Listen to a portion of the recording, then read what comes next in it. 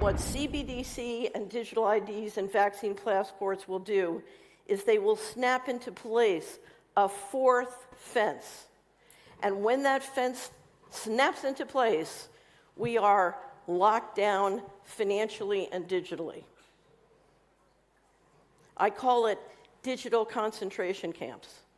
This technology can turn our homes, our cars, and our communities literally into digital concentration camps. When I say that, people don't believe that the vision is this dark, but I want to show you 3 videos to give you a sense of what this feels like. The first video is Augustine Carson's, who is he's the general manager of the Bank of International Settlements in Basel, Switzerland. Who here knows who the BIS is? So this is the central bank of central banks. 63 central banks are members of the BIS from Basel, Switzerland. The rarest thing in the world is to see a central banker tell you the truth. Now you're going to get to see a central banker tell you the truth, a very rare moment. We tend to establish the equivalence with cash, and there is a huge difference there. For example, in cash, we don't know, for example, who's using a $100 bill today. We don't know who is using a 1,000 peso bill today. A key difference with the CBDC is that central bank will have absolute control on the rules and regulations that will determine the use of that expression of central bank liability. And also, we will have the technology to enforce that. Those 2 issues are extremely important, and that makes a huge difference with respect to what cash is. What he just told you is if you're not allowed to buy chocolate, your money won't work to buy chocolate. If you're not allowed to go more than 5 kilometers from your home, your car or your money won't work more than 5 kilometers from your home. And those rules can be dictated and controlled at a phenomenally central level. We're talking about the end of sovereignty.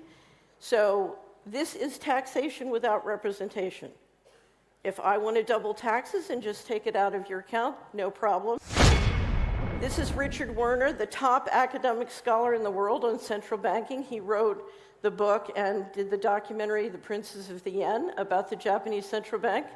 Here he is in Malmo, Sweden, in May. The nature of this CBDC, what is it actually going to look like? They never talk about that. Right. But I heard one European central banker tell me what it's going to look like. He saw it. He was invited to one of the old central banks in Europe that are very much promoting this. And they showed him. And, you know, he's a top, executive director of another central bank in Europe. And there's no reason to believe that he was telling me a story. And it was around this large and would be implanted under your skin. Okay, and finally, I'm from America, and in America, many of us love Kanye West, who just had his bank accounts. He's a billionaire, very successful career in the entertainment industry. He's a billionaire. He just had his bank accounts frozen by JP Morgan Chase. And here he talks about what it's like to be a billionaire and have your money frozen and not be able to use your Apple Pay account. I went from being a multi-billionaire to not being able to use my Apple Pay. 4 nights ago, I couldn't use my Apple Pay because somehow Adidas was able to legally go in and freeze my money. And when I see this, I think, well, if this could happen to me, this could happen to other Americans. And for what?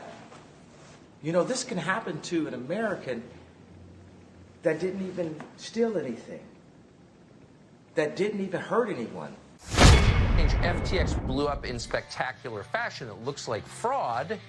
But in the wake of that, rather than thinking through, like, why did regulators let this happen, there's a new effort underway to regulate every single financial transaction that occurs in this country through something called the Central Bank Digital Currency, CBDC. If that happens, we're done. They can control you with a flick of a switch. So you should know what they're planning.